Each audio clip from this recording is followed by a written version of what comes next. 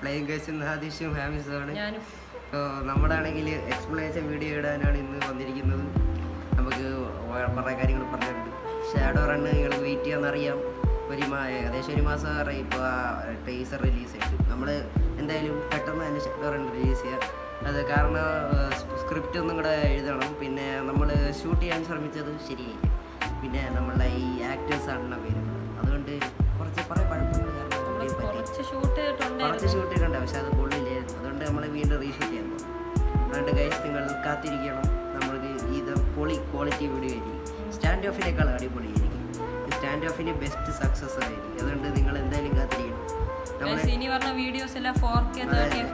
അതന്നെ, എല്ലാം പൊളിയായിരിക്കും. എല്ലാം 4K കാണണം കേട്ടോ, അത് മറക്കല്ലേ ഗൈസ്.